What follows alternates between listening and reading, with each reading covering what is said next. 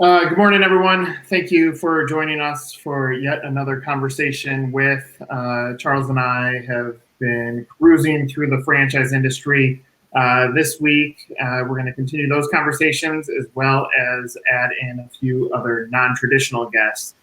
We have some keynote speakers that hit the motivational speaker circuit joining us. We're going to have one today and then tomorrow and Thursday. So be sure to go to our private for more details on that. News out of yesterday was that we did see a decrease in total number of cases, which again, that's the indicator we've been looking at for trying to find some moment of when do we start looking at marketing again as franchise brands. But still, even though that indicator happened, it seems that we're a ways away from return to any bit of normalcy. But we're going to dive into that today. I want to thank our guests for joining us. Rob, why don't I start with you? General information on what's going on in your business, franchising, and then a little bit of personal, if you care to share how you're handling this awful situation. Well, sure. Well, thank you for having me. My name is Rob Krohn. I'm the Vice President of Marketing for Epcon Franchising. We're a home building and land development franchise system. In the basement, hence the white sheet behind me. So I don't think everybody wants to look at my basement per se. As a whole, things have actually picked up for us in this time.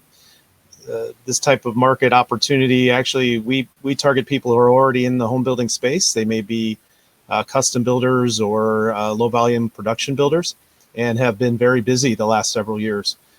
We are a way for them to diversify their business offering. And so that this time, this actually opens up opportunity for us as their other businesses slow down. They're looking for ways to expand or diversify their business, and then they tend to come look for us. We actually closed 3 franchise deals last week, which is a number for us due to the expense and the volume of what it takes to get into this business. So for us right now, conversations are good. We're having very positive conversations and things are moving forward.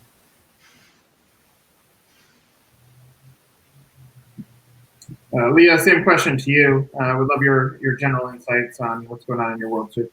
Yeah, for sure. So I'm Leah Seacrest. I'm the Vice President of Fitness at REGYMEN Fitness. We are a leading fitness boutique that offers 3 different platforms to our customer base. I will tell you, as far as our industry goes, it has been a sharp pivot in finding ways to connect with our members now that everyone must stay at home. For us as franchisors, we have to lead the charge as far as providing, tools that we need to for our franchisees in ways that they can connect with their members as well. So for us, we've definitely had to scramble and use technology to our advantage. There's several projects that have always been on the back burner for us, but this has definitely allowed us to make them now front and center. And possibly create some different revenue streams that will hopefully last us in the long run as well. That's great. Rob, I'm curious. So you're in the construction industry. What trends are you guys seeing in terms of the impact of COVID and what at least you're internally projecting in terms of Q3 and Q4 for the construction industry? We are an age-targeted builder. A majority of our buyers are 55 plus. Right now, there's obviously a slowdown in the volume of sales, but there's still a lot of interest. About a third of our buyers are cash buyers, so they're not currently in the market per se. So we actually think there's going to be tremendous amount of pent-up demand in the 3rd to 4th quarter of this year. A lot of people who are looking to get out of their 2-story home and move to something that's a ranch with no stairs. They're looking to kind of improve their lives with a home that fits their lifestyle. They don't have kids at home typically anymore, and are tired of doing outdoor maintenance in the yard and such. And so that need doesn't go away. And we think in the later part of the year that pent-up demand will be very strong. Yeah. Leah, are you guys, you mentioned pivoting, and obviously, Rob, you're seeing opportunity from a growth standpoint, that you guys are still able to find a way to thrive in the conditions that exist, because people are looking to the forward. Therefore, the decisions that are made now can pay dividends later. Leah, with you guys, are you looking at this as an opportunity to also break in against some competitors that may have got size that it slowed them a little bit down, and now those franchisees that end up joining the system, you could kind of capture some of the momentum when everybody else is scrambling, because the niche fitness world has gotten very competitive, and big brands got big very fast. Do you see this as your opportunity to sneak in as well? Actually, I do. And I think that's one thing that we have definitely seized and taken advantage of, is that at this point where we are within our business, we don't have to take a slow turn like a cruise ship. We're more like a speedboat and can pivot pretty quickly. So with my team, once we knew that closure was, evident what's going to happen for most of our locations, we were able to really take charge and pivot our sites on now providing our services in home. So that has allowed us to take advantage of lots of different technology. Within the fitness industry, a lot of the software that we deal with has done their part too, knowing that the industry had to go this way. And so, it comes in the form of, at-home workouts that you deliver via Zoom or, Facebook Live, the ability to know how to do that. We've quickly become videographers and all sorts of things, as you can imagine, to make it all happen. But it has been, a quick pivot because we've had to. So if anything, within our business, that connection with people is everything. And so we've had to do what we can do to make sure that we're still servicing those people, making them feel like they're still experiencing normal, whatever that may be. And taking ourselves and putting ourselves in their home. Leah, because it looks like a great brand. It seems like you guys are really well positioned, and the pattern, at least we're seeing in all our industry leading conversations, are what Nick is referring to, which is there definitely seems to be an opportunity for emerging brands. So once we get back to whatever normal is, and your facilities start opening up again, is there going to be a new direction you guys are going to go in terms of franchise development, or to really leverage and push ahead against more mature brands? I think we'll be able to definitely leverage where we are, only because at this time, even though we've slowed down as far as where we are in opening different locations. I mean, at this time, we were supposed to be opening a few doors. Now we can kind of sit back and look at what can we do to charge forward. And so again, just seizing different opportunities through technology, we feel like we can actually make a more robust product, in that, yes, we'll have our brick and mortar locations, but we'll also be able to capture folks through technology. We don't know what this new normal is going to look like. Are folks going to be more scared to go out and participate at the level that they were, within their fitness facilities? And so we have to make sure that we can, for our franchisees, provide services that allow them to still, be relevant for folks, even if they're not there personally within the studio. For both of you, and whoever wants to answer this first, I would love your guys' opinions on this. So, we're now making the turn into really the fourth week of chaos, as we know it. There was chaos before then, but work from home or stay at home orders. We're looking at we're into the fourth week. And, there was obviously some optimism at the beginning stages that, the date of Easter was tossed around and this is when we're going to rebound. But the reality is there is still a health crisis that is out there, and it's going to continue to delay things. So now, depending on who's providing their expert voice, some say maybe end of April, some say end of May, some say end of June, some say end of year. Operating in a world of unknowns, is that tough from a business standpoint?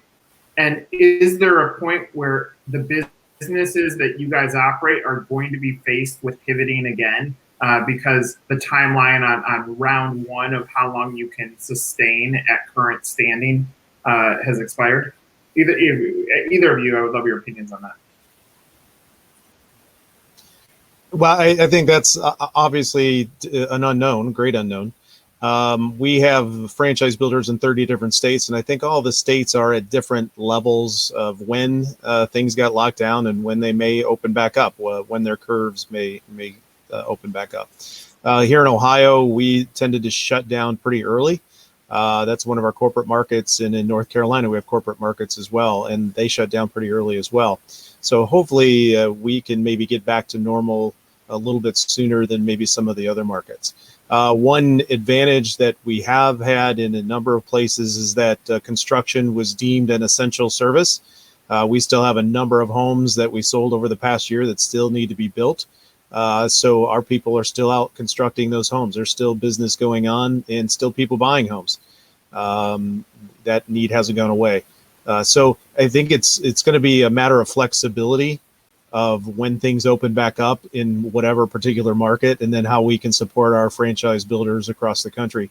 Leah, where you were talking a little bit about technology, construction as a whole has been very far behind in adapting to new technology. It's very much an old school industry. We as a franchise system and as a company had started investing in virtual tours and digital assets a number of years ago.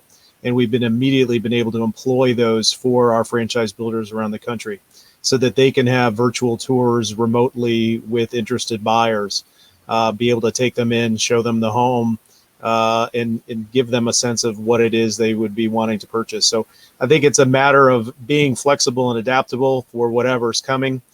You don't know from day to day, week to week. And so we're trying to keep ahead of it as best we can. And I would actually, echo, your same answer there. I mean, obviously there's so many unknowns here. What we're trying to do is, think for worst case scenario, have a plan for attack for that, but then obviously a plan, within a transition, whether that time comes sooner or later. I don't believe within our industry that we'll go back to, complete normal the day that, I don't believe there's a day that it's like, oh, yay, okay, everybody open our doors, everything's back to normal. I do think there will be a reduction in the amount of people that we'll be able to have, within the studio. And so, creating a blueprint for us and what that looks like for our franchisees is very important. Are we offering services, with more frequency? How are we making sure that people feel safe coming into the studio? And then, again, back to technology, we're also in the midst of developing an app as well that will carry our workouts, again, to folks that aren't quite ready yet to join us. Leah, have you started? Are you offering remote classes now, or that's something in the works? No, we are actually offering remote classes right now. So really almost, within a few days, we were able to offer some at-home workouts for all of our members. We have an at-home challenge that we are also keeping them engaged with and send them out prizes and things like that to keep it fun. We have a hashtag contest. For fitness in our world, people like that community feel. And so we've definitely tried to come up with ways in which that we can create that. But it's been fun. It's been fun.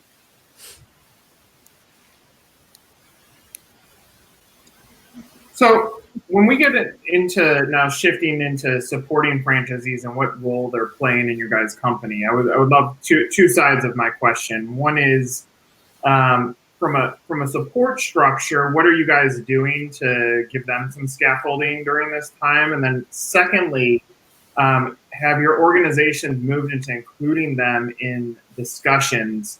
Obviously, franchisees buy into a proven system, and historically, franchise brands have asked them not to be overly entrepreneurial. But when you're navigating uncharted waters, it seems like a collective of minds will end up giving the best practices to move forward. So both sides. Question one is, how are you supporting franchisees? And secondly, are you including them in some of the discussions? Are they a part of the voice of your brand? I'll go ahead and start with that question. We have definitely included them. So as an ownership team, we meet every single day, only because the situation, changes daily to make sure that we're always a step ahead. But we now have a weekly call with all of our franchisees, a franchise roundtable, if you will, for the very reason that you said. It's number one, I feel like they feel supported. So we can hear what's going on with them within each location, provide advice if needed.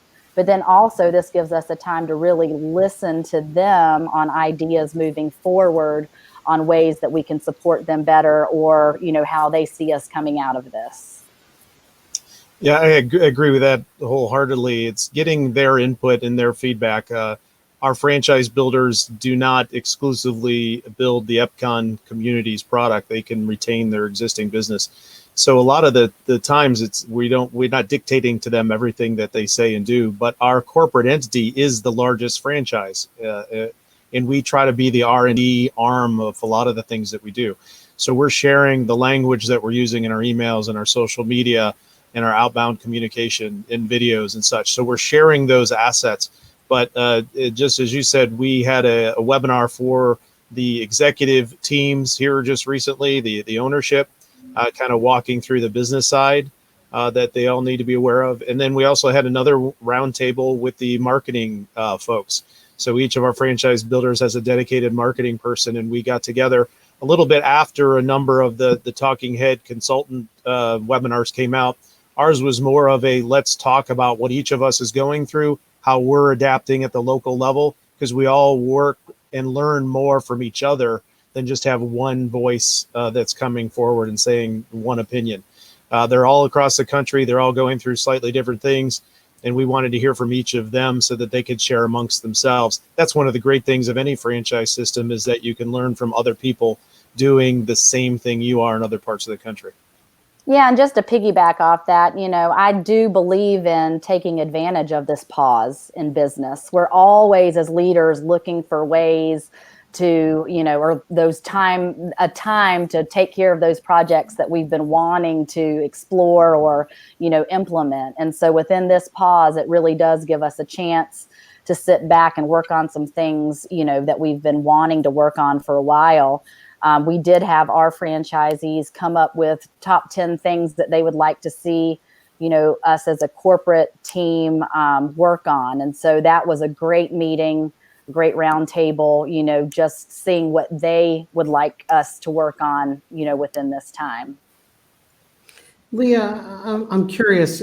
Two questions. One is, if you had any locations that are in development where you're delaying the opening, and the second is, are you pausing franchise development in terms of dollar spend, or how are you adapting on the franchise development end? Well, on that end, yes, we did have to pause the opening of a couple of our locations. And so, that's been, bittersweet in the sense that they were right in the middle of, this trajectory that we're used to up to opening. But, when this is over, we foresee that they will open. As far as franchise development, I mean, it's something that we still have on the table. If folks are looking to franchise, I mean, it is something that we're still chatting about. Well, I mean, and you have a good lead time. I'd imagine 6 to 9 months before Right. franchise agreement to opening, right? Or even longer? Yes. Yes. Mm-hmm. So there's definitely a pathway there, and I would imagine you're anticipating a change in real estate and availability of space and pricing and ROI, and so those all, I think, on, the silver lining, become potential avenues of opportunity for new franchisees. Absolutely. I mean, if anything, I think people are going to need us more than ever within the fitness industry. Our product is awesome, if I must say so myself. And I do believe that we're poised, even coming out of this, to be a franchisee, a boutique fitness franchise that is, at the cusp of some great growth. So anyone that's interested in franchise opportunities, we're still chatting about that for sure. And Rob, you'd mentioned you closed a number of deals this week, so different timelines. You have a different type of franchisee, so it sounds like you guys are full steam ahead on the development end. Yeah, absolutely. It takes a while to get a piece of property through zoning and start the construction process. So new franchisees coming on, you're looking at, it, depending on where they're at, could be 3 months to a year before they're actually starting to build the home due to those other things. So it's a really good time. You're talking about the word pause. It's a pause in understanding where your business is and where you want it to be. What are the things that you would change, and how would you see your life and your business going forward? And it's a really good time to pause and analyze that aspect of who you are and what your business, what direction you want it to go. And so looking forward 6 months, a year out down the line, it's a really good time for them to kind of explore that. Like I said, a lot of custom builders are coming in, and maybe that business is slowed down. That $750,000 to $1.5 million custom home business may have dried up for the time being. And so it's a great time to look at how you can diversify your business and add another type of product to it. So I would love to play just hypothetical question, hypothetical brand with the two of you. Let's say there's an emerging brand out there that had to close down their locations and their franchisees are making no income. If they came to you and said, tell me what advice you have for me as a business owner, what should I be doing in this stage, and how much longer, how would you advise them on how they're going to get to the other side of this, and what steps would you suggest that they take as a business owner? I think it's always foundational elements of your business. I think the longer term success of any business is, do you have the foundational elements in place? I always look at a lot of our companies and say, do you have a dedicated marketing resource? That's my discipline. And people will hire accountants and lawyers and other types of industry experts, but they want to have someone who's not proficient or trained or educated in the discipline of marketing to try to go and advertise their business. It's just make sure you've got the right people in place and the foundational elements of long-term success are there. And I would completely agree. I mean, right now, I think it's extremely important that as a team that we're working together to figure out what the next steps are as far as this business goes. Again, practicing that pause and figuring out ways in which, once we do open our doors again, if a situation were to happen like this again, what projects are we working on right now to ensure that we're recession proof? Our revenue stream is monthly memberships. And so for the most part, our locations have completely lost their main form of revenue. So if this were to be a situation that happens again, how are we positioning ourselves with other revenue streams to keep us afloat in the future? Yeah, and I'll add to that. Our industry went through it in the recession 10 plus years ago. So it's kind of the similar situation from a financial standpoint of what happened then. A number of our franchise builders said they wouldn't be builders today if they had not diversified their product mix. So we kept them in business, and they're still in the industry because of that forethought that they put in at that time. Yeah, as insensitive of a comment this is, I mean, the reality is some businesses are not meant to survive this, and Right.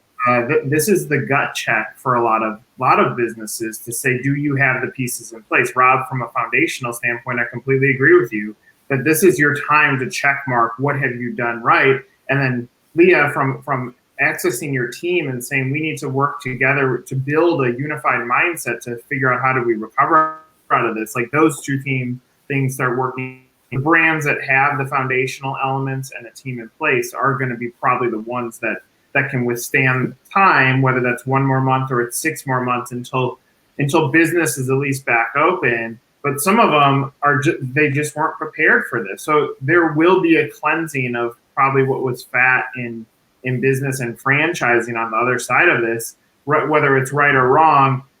This is the time to really go through and make sure that checklist from a foundational standpoint is sound. Yeah, use it in the fitness area. You don't work out once and then have a beach body.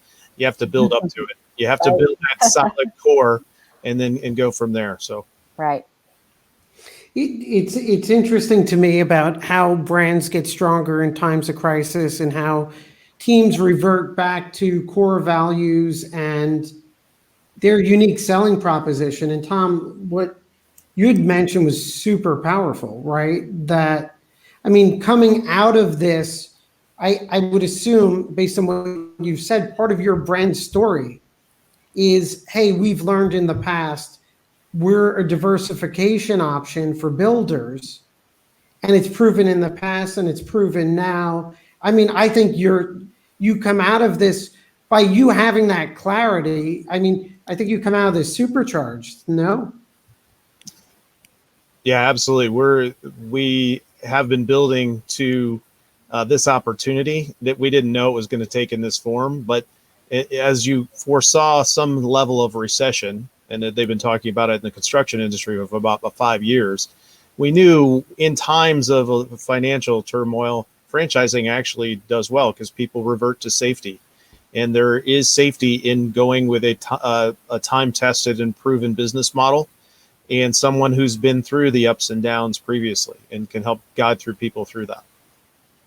It's interesting, right? Like Zoom, the video conferencing, like they've been building based on a philosophy and never expecting this to happen. But that philosophy and that correct vision took them in the right direction. Leah, in terms of your core values, what makes your brand different from others now and in the future? And I don't mean to put you on the spot, but what is that key differentiator for your brand compared to competitors? You know, I think for us, it really goes back to our connection with our community. Exercise is exercise. I mean, we're not kidding ourselves. A squat is a squat. A push-up is a push-up. I mean, what we do daily at its core isn't necessarily any different than any other franchise fitness model. But we really do a great job in creating a sense of community with our people. And so it's something that we really work on with our franchisees as well, as far as engaging, motivating, inspiring folks to be the best version of ourselves or theirselves, when they're with us. And so I've learned, especially during this time, that just the outreach of members to all of our locations within even like the at-home workouts, they want to hear, it's not necessarily just the exercise, it's their connection with the coach that they see on the screen. So comments like, oh, we just wanted to hear your voice, or we just wanted to see you guys. You know, we know that we've transcended what exercise is all about, that we've actually become, you know, part of someone's life. And so for us, it's, you know, every day keeping that as part of, you know, our overall goal. And ensuring, you know, that we're going to be for them when everybody comes out of this. So I would love for some predictions, and I'll go first so that the two of you can think through any that you may have. And Charles, obviously, I would love your opinions on this as well. My belief is that there will be a bright day to franchising at some point. When there's a dark day in unemployment, typically first-time entrepreneurs are born out of that. And the brands that can come out and tell stories in real time on how they supported franchisees will be the ones that have the materials that will actually resonate really, really well with those saying, hey, I really wanted support during this tough time and I got laid off or my job was at risk. And now it's time for me to change projectiles of my family. If I'm predicting that we are not out of the mud yet, so therefore retail and restaurant and service, as we know it, is going to be delayed. But for those who are sophisticated and looking at franchising now, they're going to look at a timeline that is they would not open now. That means some of the pivoting that would happen could be around training, being virtual training, around Discovery Day, taking that process virtual, that it might be virtual for a little bit longer with the mindset of let's get going. I also feel that with real estate, there's going to be a positive side to this, that we got very, very tight with real estate, which meant that franchise owners may be having to say yes to locations that may have not been as prime or right for the brand as they should have been, but it was partly because of the pressures to get open. So my headlines are, one, it's going to take a little bit more time. I don't think normalcy is something that's going to return anytime soon. The opportunity is to get the messages out about what we're currently doing to our franchisees. That franchising will have a very, very bright future. The brands that can get to the other side, and part of that will be because of real estate availability, and that landlords are going to be a little bit more flexible with saying yes to offers that may be on the table. Those are some of my predictions. Leah, do you want to give just some insight into where you see things moving from business or health as we progress forward? Yeah, I mean, at least for us, we've always positioned ourselves as a cutting edge fitness boutique. And so we've been able to pivot even in times when they were good. We've been able to take ideas and bring them, to the table very quickly. I do see us, working and making a more robust product, again, in providing ways that folks can bring us into their own homes. So through at-home workouts, an app and things like that. I think you'll see a lot of fitness franchises go that route too. So if you think of the Pelotons of the world and things like that, most of the big franchises, I believe, within my industry will have some type of platform outside of the brick and mortar that folks can also access them. Rob? Yeah, if I look at people's homes right now, if you're spending 24 hours a day in your home for multiple weeks, you're going to start to learn what you don't like about your home and what's not working for you any longer. I think we are all coming to some of those limitations of where we currently live. You and I both need an office. And so if you start thinking about where you want to be from a business standpoint or where you want to live going forward a year out from now, it's a great time to be able to start to think about those things. And it's what can we do to give people that sense of they can get wherever they want to go, whether it's in a home or in a franchise system. We can help you get there personally, financially, business-wise. And now's the time to start putting those in place.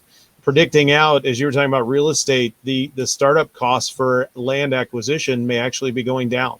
So your startup costs may be lower than if it had been a few months ago. So there's some real opportunity there to buy low per se, in where land had been escalating in a lot of parts of the country that may have retreated in some ways. So there's some real business opportunity there. Yeah, I appreciate that. And Charles, I would love your opinions too. The statement that I want to put on that, Rob, is that we've talked a lot about this, is just trying to keep the positive mindset, because the reality is we're all getting punched in the gut in some of that's declining of net worth, family health, kids' education, like there's a lot of complexities that are going on over here that you have to get out of the way to get the mindset to say, what are the opportunities that are ownable on this other side? And the people that are going to be able to do that and get to that mindset should have clear pathway to success. And Charles, what predictions do you have? Well, the first would be don't follow the predictions I'm about to make, except like, so yeah, don't, word of caution. So I go up and down like a roller coaster. So for whatever reason, I feel like we're at a point now in terms of this crisis that even a week ago we would have never imagined, or 2 weeks ago. I think the exit point and the recovery is going to be that much of a surprise also. And so we're going to have, in my opinion, I think we're going to have an unexpected surprise on the other side. I think and I also think if this is managed properly, we could get to that other side. My prediction is everything's going to be going at full speed come June. Again, I may change an hour from now in this prediction, but I will say this, and something we have seen consistently. I think everything's changed.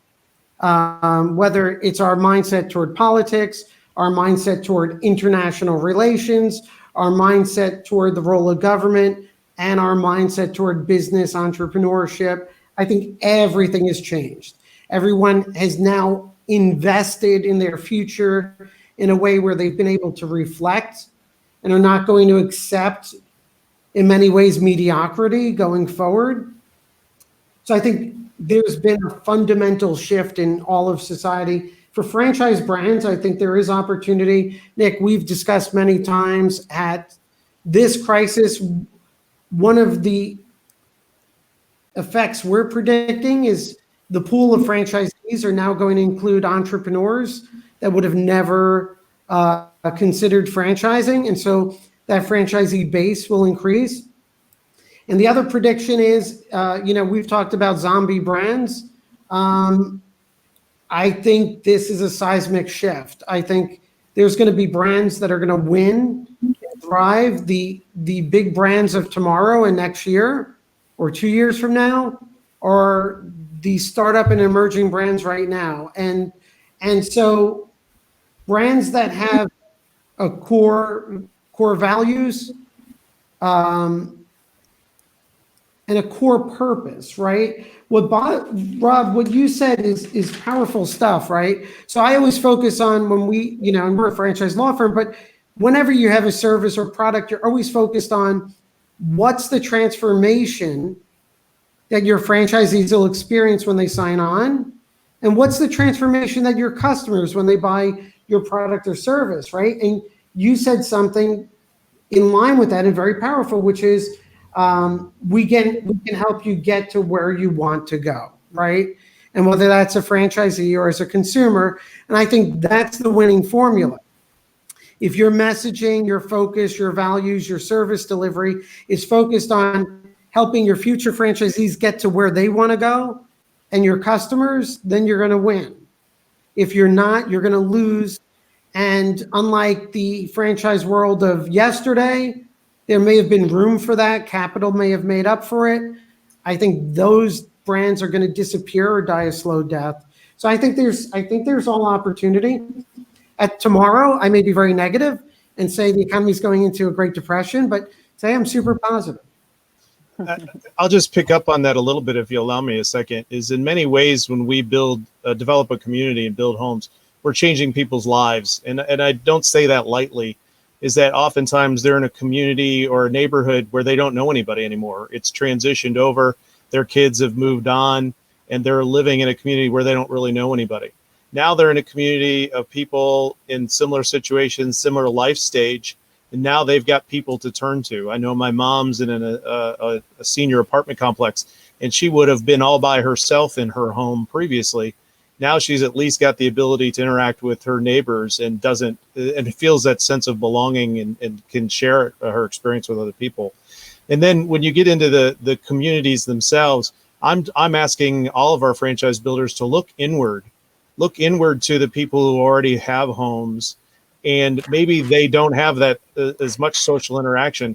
provide opportunities for them to interact, whether it's a Zoom happy hour in the community. Let their book club use our Zoom account or one of the electronic accounts so that they continue to get together and interact. And that sense of that you're not alone. We try to do that for our franchise builders. You're not in this alone. We're all in it together. Your home buyers are not in it alone. They're all in it together. A lot of our builders are small businesses in their local community. They're involved in everything that they do. So it really impacts them. It's a huge impact that I've talked to them doing testimonial videos. What did you not expect? And they said the impact they were going to have on people, to see their lives open up and be able to kind of have a new life again, maybe one that they had forgotten about, and now they're able to interact with people again. So it's really that impact of changing people's lives from a business standpoint as well as personally. That's really our core mission. Yeah, no, and you've articulated it well. And then for Leah, I mean, the transformation that fitness provides, and my only point as to all of it is that 9 out of 10 brands right now aren't focused on the transformation of their consumers and their franchisees. And that's not just a marketing ploy. That reflects a lack of introspection about what their purpose is as a brand and serving their franchisees. And it gets to other, other changes we're anticipating, which is going to change the franchisor-franchisee relationship, right? It's no longer this relationship driven by a one-sided franchise agreement and an unbalanced relationship. It really is going to be partnership driven in terms of philosophy. So, I mean, I think these are all consistent things, and I think that's a positive shift, and it's necessary.